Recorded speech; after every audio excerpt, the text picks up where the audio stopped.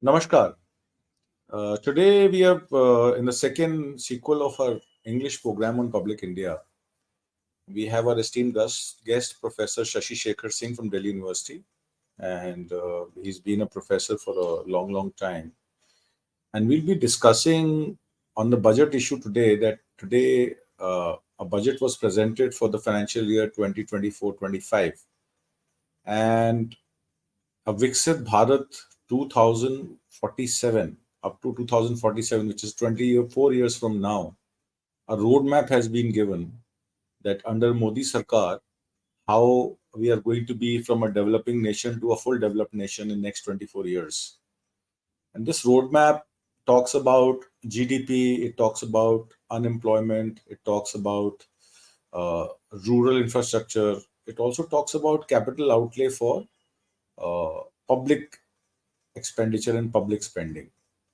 We have seen in last 5 to 7 years, in fact, in last 10 years, this government focus on infrastructure funding is a lot.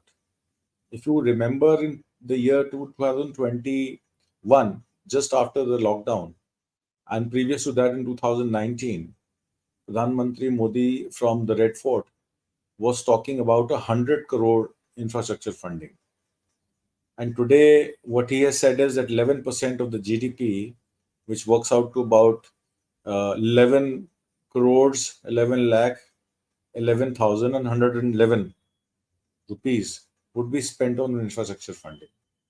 So from 100 crores of infra project, we have come down to 11 crores. Why did that happen? Why we are underscaling our capital expenditure? And also, if you see in the revised budget of 2024 and the estimated budget of 2025, lot of things have taken place where a lot of charges, a lot of allocations have been reduced. For example, government says that we are going to borrow less, but how less they will borrow? They've said that last year we borrowed somewhere close to 17 lakh 35,000, 17 lakh 35,000 crores, 17.35 lakh crores, and this year we'll be borrowing only 16.85 lakh crores. So a 50,000 crore rupee drop in the funding, but our fiscal deficit would be at 5.1% because we are estimating more revenues this year. Whereas last year, our fiscal deficit was at 5.8%.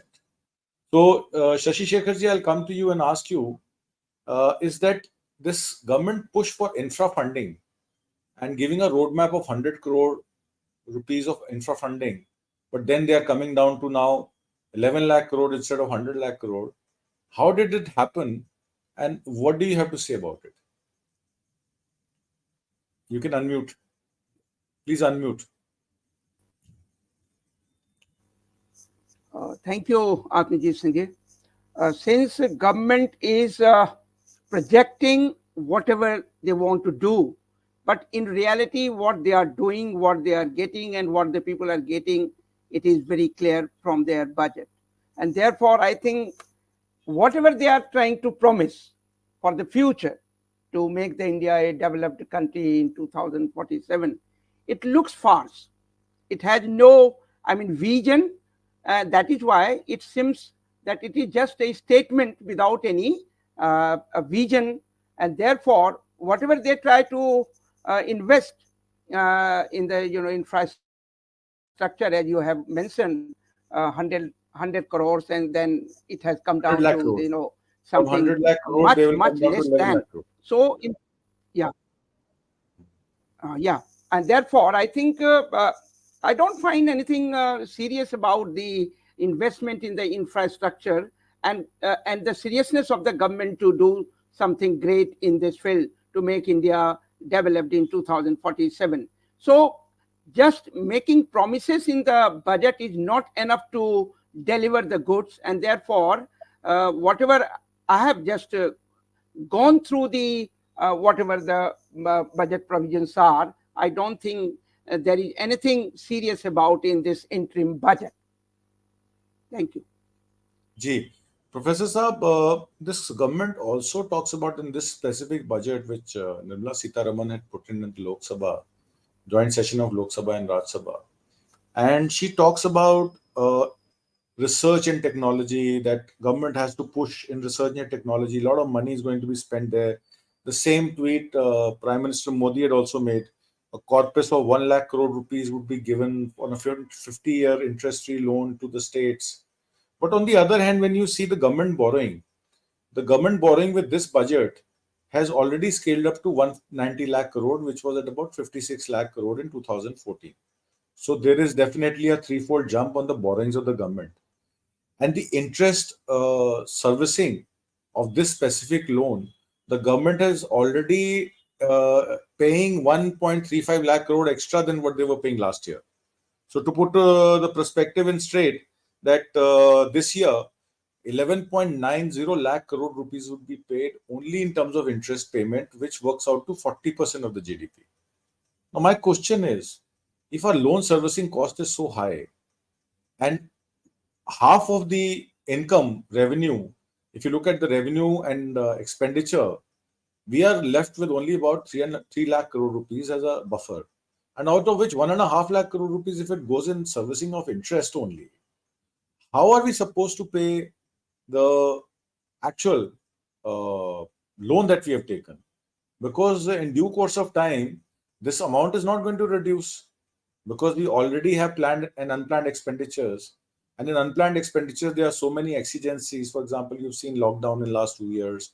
Then we have other outlays. Then there are flood situation, natural calamities, earthquakes. Then there are unemployment factors. And then there are various factors of war. You've seen in Red Sea how imports and exports from India to the Middle East have been affected. And the freight cost has gone up by 300% of basic items, agricultural output items, basic necessity items. We were expecting the fuel prices of petrol and diesel would be eased out, but that has not happened. So in this case, when your non-plan expenditure is not in your control, and you have a debt of 190 lakh crore, and you don't have that kind of leverage to service that principal payment of or loan repayment, where do we go forward from here? You'll have to unmute here. See, since you are paying a big amount of your total, for loan servicing, and therefore the principal amount will remain as the same, or either it will not come to less from the expected whatever the It is going to grow exponentially every year. It grows.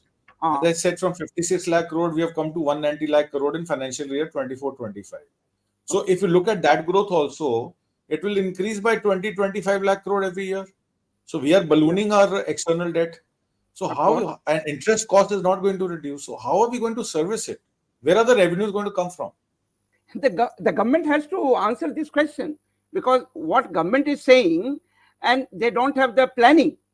They are paying so much amount in loan servicing, and the principal amount will remain the same. So how would they do or pay the principal amount? The government has to answer this question, because government is answerable to all such questions, and the government needs to answer. The finance minister needs to answer this question. Common man may not understand how much payment is made for loan servicing, how much principal amount is left, and therefore it requires the government to make clear-cut answer before the masses, or before the people at least. That's my answer in this regard. So also, if you see, since the GST has been implemented, it was said that GST, one nation, one tax, is going to resolve a lot of octroi problems, a lot of interstate trading problem. And the same would be helpful for states to do their welfare programs, whether it's education, health, or other activities. If you look at gross revenue model of the government revenues have not increased, and they have rather not increased as the loans have increased, in the percentage as the loans have increased. If I talk about government revenues, this year in 24-25, the budget estimate says the total receipts would be about 30 lakh crores, out of which 26 lakh crore will come from taxes, which is direct and indirect taxes, and 4 lakh crore will be non-tax revenues, right? And out of which they have to pay 1.35 lakh, 1.3 lakh crore rupees to states also for capital formation. Now, my question is that when you are receiving about 30 lakh crore and your loan is 190 lakh crore, and there is no way that your tax collection would increase, and if you see demonetization was done so that the black economy gets over and everything comes into a formal economy. The implementation of GST was based on the ground that the entire economy of India would be on paper. Nothing in black would happen which would escape taxation. But that has not happened over a period of last 10 years or whatever. So what I'm trying to ask you is that when a black economy, by an estimate, says that if we have a, let's say, a total economy of 350 lakh crore, out of which 60% economy runs on cash, despite the fact that input tax credit is to be given in GST, all the supply chain management has to cut the invoices and put in the name of the wherever you purchase your raw material or ingredients from, you have to mention, and that guy has to mention his tax receipt also. So they wanted to do a supply management chain so that nobody escapes taxation. But that has not happened. Still, the cash economy is running. So my question is, with these kind of problems, and non-tax and direct tax receipts are anyways about 6% of GDP. Mainly money comes from indirect taxation, which is like taxing the poor by putting taxes on ration. Last time there was a tax on this khula atta and these cereals. They were putting taxes on everything. So that means the indirect taxation has increased. Indirect indices of taxation has increased, whereas poor are paying more taxes, whereas corporates get a free hand by saying that okay, you are paying 30%, now you pay 22%.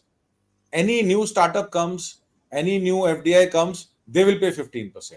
But rather, they have so many, in their financials, in their books and balance sheets, they can claim so many expenditure as in depreciation, as in investments, which can take care of the income that their revenue they're generating. So, anyways, incomes are underreported in companies, and taxation index has not increased for corporates. So that means the rich of the country are paying only 1% or 2% tax, whereas 98% tax is being paid by poor.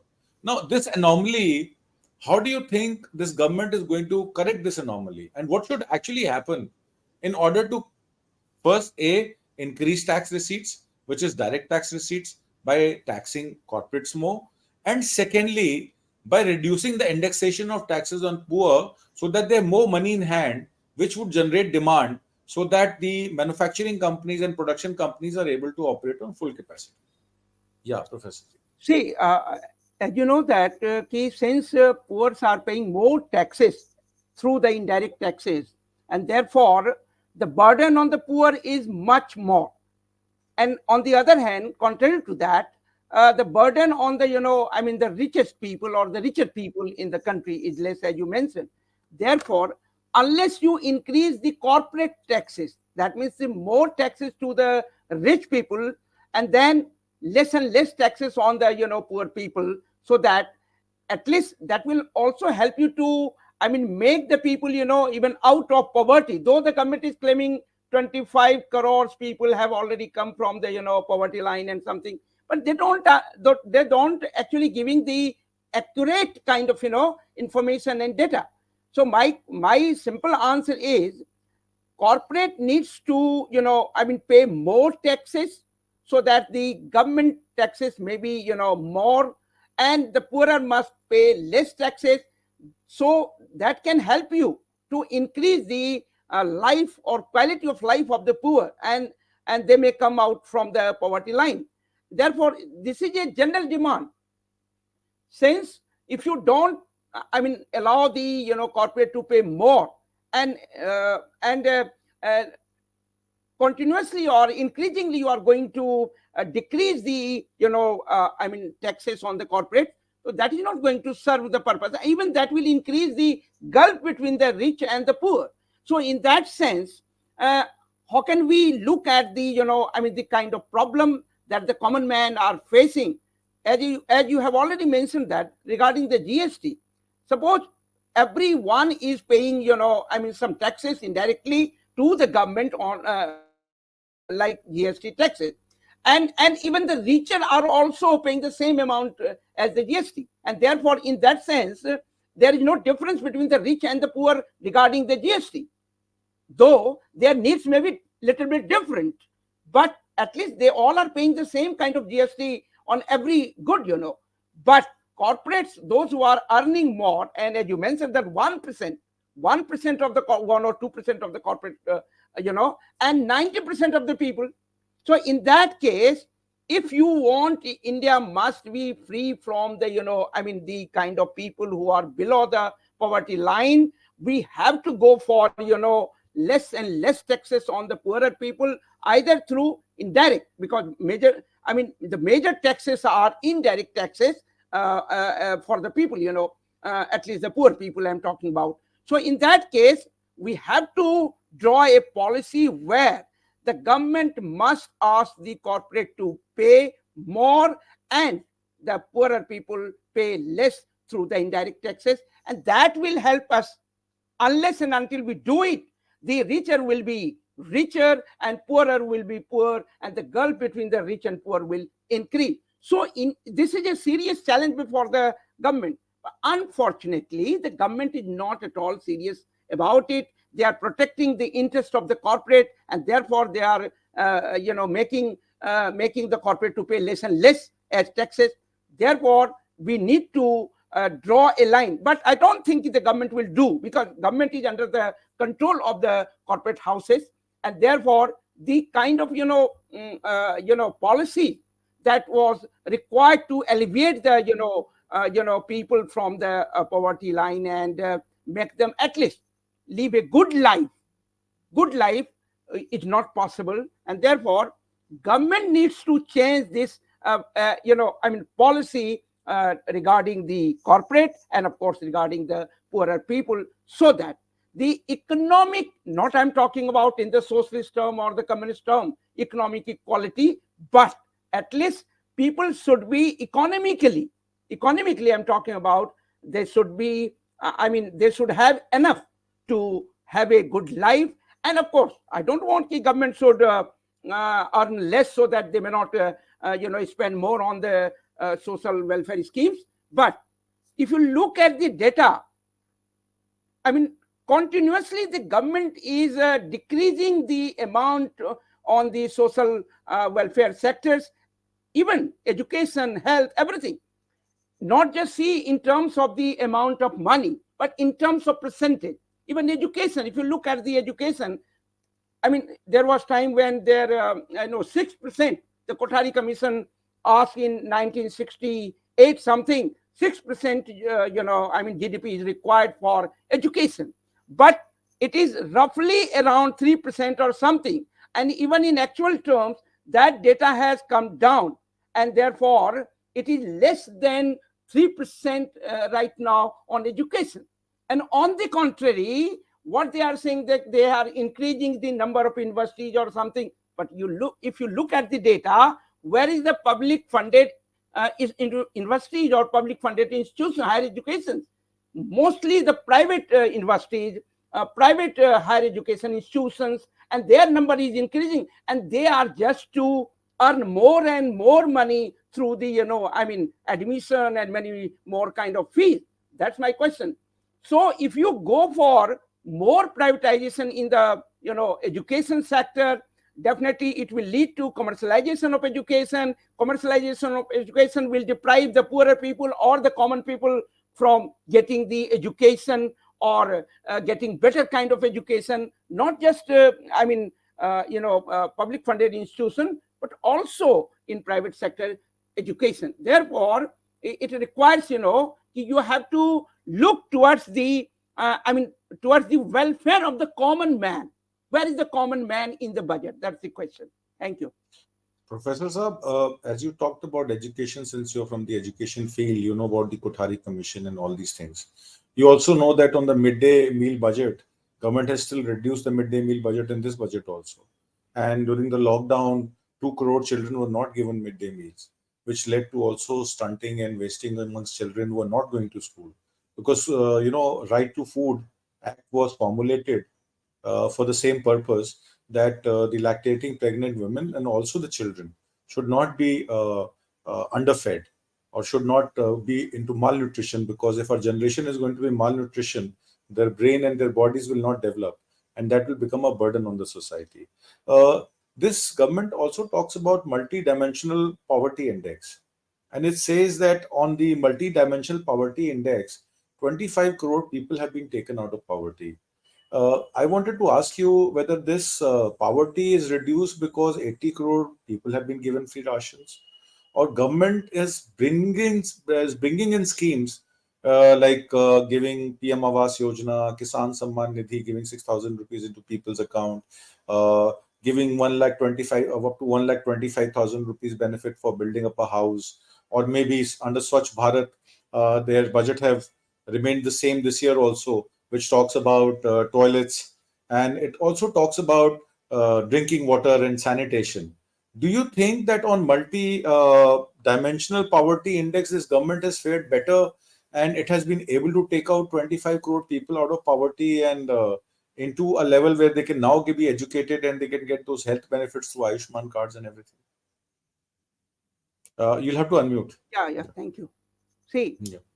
as you talked about multi-dimensional poverty index, see, if you change the definition of the poverty, and then you talk about the poverty line, and then you talk about the upliftment of the poor, so in that situation it is a what you can say dilemma, where you think that 25 crores people are coming out from the poverty line, but at the same time that change definition is not going to help you, because since you are saying that 80 crores people are still getting 5 kg, Right. grains or Right. something like that. Yeah. My simple question is to the government: why are you giving 5 kg grains to the poorer people? It means the people are poor, they need even grain from the government, and they are not getting enough income, so that they must go out of the poverty line. Therefore, if you talk about education, if you talk about average age, if you talk about healthcare, if you talk about the per capita income or something, why don't you see where or how the people below the poverty line is coming up from the poverty line? Because this kind of definition may not help you. And therefore, whether education or health or something, if you look at the, as you mentioned, that the midday meal or something, firstly, midday meal, if you look at the quality of the midday meal, there are number of complaints regarding the quality. And then if you don't provide the quality food to the poor children in schools, definitely malnutrition, that will be the cause of the malnutrition, leading to various kind of diseases, deficiency diseases. And therefore, again, midday meal, enough midday meal to the poor or school children, then quality food to the in midday meal, that is important. That is why, just to talk about the developed kind of Viksit Bharat or something like that in 2047, but there are number of references regarding that. Even India has lost the reference regarding the developing country, how much developing country you are today. And on various, if you look at the poverty index of the world, where you stand today, and if you are still going down and down, then how can you say that 25 crore people have already come out of the poverty line? That's a kind of a contradiction, what you are talking about and what is happening. So you just cannot say that all such kind of whatever the references have been made regarding the poverty indexes or something is not correct. But you are not providing enough data which may help you to substantiate the fact that no, whatever data is being provided by the international agency is wrong, and what India is doing today, this is the correct data. You are not going to provide. And therefore, what we will do, we have to depend upon the kind of data that is being provided by the international agencies regarding either a poverty index or something, whatever, Therefore, my simple suggestion is, government, if serious about the problem, which doesn't seem, but even though if they are serious about the problem, they must come out and provide the better kind of quality food in the midday meal, increase the amount, increase the percentage of amount for education. But because India needs more than 6% today. It was in 1968, but today I think it should not be less than 10% of the total GDP if you want to provide better education to all. But you're not going to do that, even less than 3%. So therefore, you have to provide enough money in all such sectors, either education or health or whatever, and therefore it can help you to make the people out of the poverty line, and to live a good life. That is important thing. Thank you. Yes, Professor Saab, as you talked about education and you mentioned health, let me put that in perspective that our health expenditure is below 1.3%. And because now through Ayushman cards, the onus of providing health services have been shifted to the private hospitals. That the government is taking responsibilities for paying a premium for you up to 5 lakh rupees, which could be made 10 lakhs in due course of time. But then that premium will take care of your health. So you need to admit yourself in a private hospital, whether they'll accept your Ayushman card or not, it's not the government's problem. So I think as far as health is concerned, government is trying to take back off its hand. In National Health Mission also, in National Health Services in NHS budget, if you see, it has been reduced to a pittance over a period of time. So as far as health is concerned, government does not care much about your personal health. So it says that if something is wrong, then you have to make your own amendments. Education, as you rightly put, K. Kamaraj model about providing midday meals so that more education, primary education can be provided to children because they can get food. And once they get food, they'll be able to study also. So that K. Kamaraj model was a successful model and it was widely implemented throughout India. And if they don't get proper nutrition, proper food, why would they come to school for study? They'll find vocational work. They will assist their families in making some income, because without income, they will not be able to get food also. So that's a major problem. Lastly, I would like to ask you, because one topic that we've not touched so far is unemployment. And so far, the government has also not touched that topic. Now, what government says is that through capital expenditure and capital formation, when we do Jal Jan Shakti mission, a lot of labor would be employed there. When we do PM Awas Yojana, a lot of laborers would be able to make those houses. But it has not so happened because labor cannot be displaced for these kind of works. And you see in Manrega, the allocation for budget has always been less than the revised estimate and the actual expenditure. Last year also the budget was 60,000 crore and the revised expenditure was 86,000 crores. During lockdown, we have seen unprecedented amount of 1,25,000 crore was spent on Manrega. And in fact, in last month of October and November 23, which is just 2 months before the budget was presented, 3 crore families were asking for Manrega work. That means there is rural distress and people are unemployed and people are trying to find work through Manrega so that they can get some livelihood and make some money so they can, live and get food. The government also has pointed out a figure that unemployment, they have not mentioned unemployment, but what they are saying is that through self-employment and casual wage, the people's income have increased. And they've also given a roadmap by 2047, our per capita income would be $10,000. In today's term, if you want to compare China's per capita income, as of today is $13,000 per person. So in 2047, even after 24 years, we are behind the per capita income of China.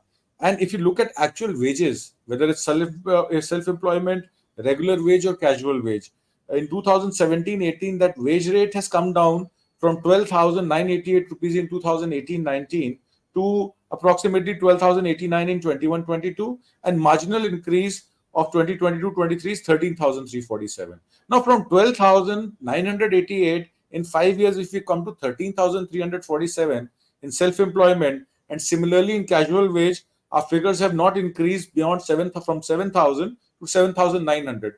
If you mark inflation of 6% every year in last 5 years, we are under negative income growth. So when there is negative income growth, and we are making a plan for making our per capita income to fivefold in next 24 years, how do you address that dichotomy?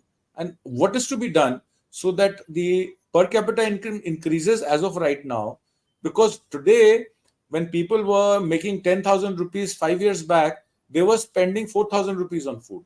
Now, if they are making 10,000 rupees, the same amount of money, they're spending 8,000 rupees on food because of the inflation. How do you address that? Because all other services and all other facilities are dependent on this share of income which goes into food, and what is left is hardly any money for people to educate themselves or go to good hospitals or maybe provide for good sanitation. Ji, Professor sir. See, there are 2 points, you need to do is, the government needs to do is, one, firstly, you make people to have more and more income. How to generate more and more income to the, common man or common people.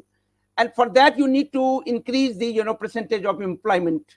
Okay. So if you give more employment to the people, then they will more income. And if they will have more income, then they will spend more money on their, life. So how to increase the income of the common man? That's a big question. As you mentioned that regarding the rural unemployment, there are more unemployment in rural area than the urban area. And therefore, that is why the more migration from the rural India to the urban India, and the kind of life they are living in urban areas and jhuggies and jhopris and slums, and you cannot imagine the kind of life they are living. So how to stop this migration from the rural India to urban India? How to provide the people more employment in the rural area, that means where they are living.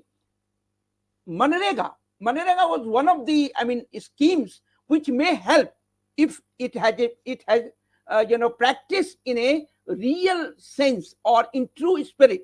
If you don't do, see, BJP was against Manrega. If you remember, Singh Sahab, the BJP was against Manrega. Now under compulsion, BJP is still running Manrega, but less and less amount is being provided in the scheme. And if you provide less and less, and there are number of corruptions. Don't forget the corruption involved in this scheme. And due to that, people are not getting, the kind of amount they are working for. So if you don't get the amount even in time, even don't enough amount, they are getting, then definitely they will go to the urban area for employment. And definitely if they will go for the employment, and even in the unorganized sector in the urban area, there is no enough, work, or at least the kind of income that they get, that is not enough. So the gulf, again, I'm talking about the gulf between the rich and poor in the rural area, then again the gulf, the urban and rural divide, then again the increasing gulf, and then the organized sector and the unorganized sector, that is again the problem.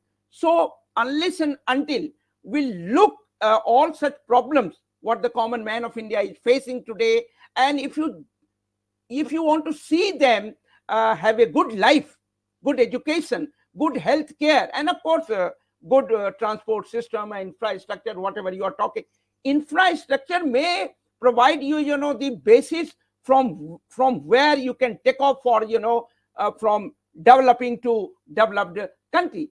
But unless and until you provide, if you are just simply giving anything on the paper, so it looks like a paper tiger, nothing in practice. So my simple suggestion is, how far this interim budget is concerned, it is a budget where there is no vision. There is no, government is not at all worried about the kind of better kind of provisions they may provide to the people. Why? They are thinking that politically they are ensured to win the 24th election. Otherwise, generally, I have talked to so many people in my college and others where they were saying, they were expecting more from the interim budget. and because this is the year where election has to take place for the Lok Sabha. Okay, so they were expecting more. So either direct taxes or indirect taxes or education or Manrega or whatever the social sectors, or as you said, infrastructure or whatever.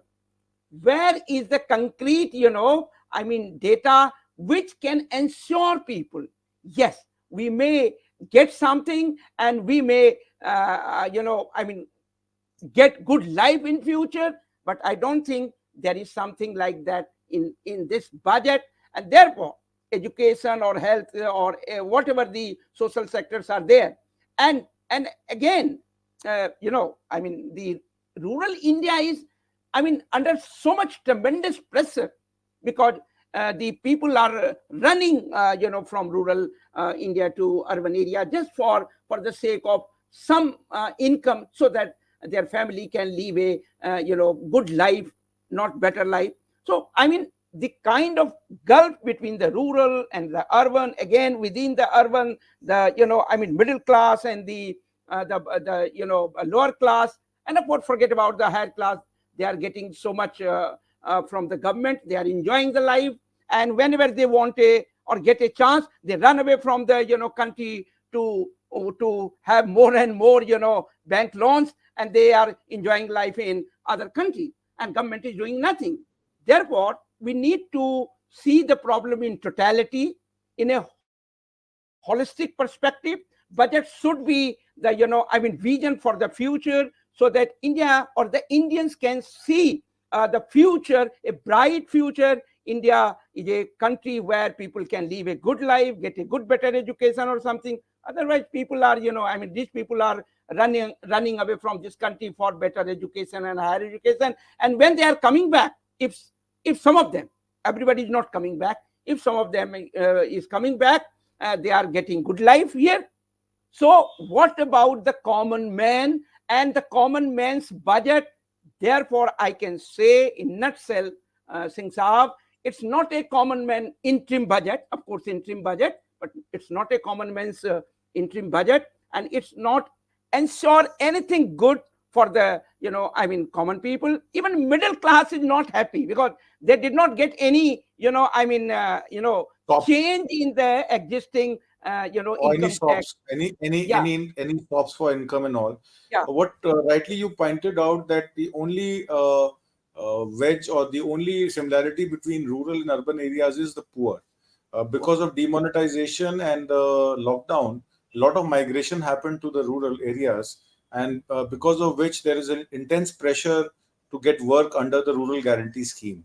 And that is why more people, more families are asking for work in rural areas, because they don't want to migrate back. There's no work. And urban poor are poor because of GST implementation. A lot of unorganized sector, which constitute 85% of the manufacturing and the production areas, has come to a halt, because they don't have budgets, they don't get paid on time, because of which their production facilities can't run on 80%, 90% capacity. So a lot of unorganized sector companies like micro companies, SMEs and MSMEs have shut down, because of which there is a lot of urban distress. And this yeah, employment cannot be displaced on any other work. And unless those MSMEs and SMEs and micro units starts to function again and employ regular people, it will be very difficult to address the issue of employment, because it is not in government's hand. The government job is to make policies. But rightly so, as far as demonetization is concerned, GST implementation is concerned, or various other programs are concerned, government has failed to generate enough momentum in the economy to generate more jobs or to address rural distress, which is anyways camouflaged in agricultural, animal husbandry, dairy, because since they can't find jobs, they have to do something. So the pressure on land is a lot. Well, four families are dependent on a tract of land which only one family should be dependent on. So there is a lot of displacement of labor, which is unproductive for the country. And because of unproductivity, our economy is slowing down, our purchasing is slowing down, and our demand is slowing down. And because of demand slowing down, there's a total distress in the economy, and it's very difficult that we will come out of it very soon. So thank you, Professor Shashi Shekharji, thank for you. your for your views and analysis of the budget. and we hope that our audience would like our show. Please like, comment, and share this video. And if you want to make it a better program, please share your views also, because we will read all your views and we'll try to make our analysis or our program for better for our audience. Thank you so much, Professor Shashi Thank Shekhar you, ji. Shikhar. Thank you. Namaskar. Namaskar.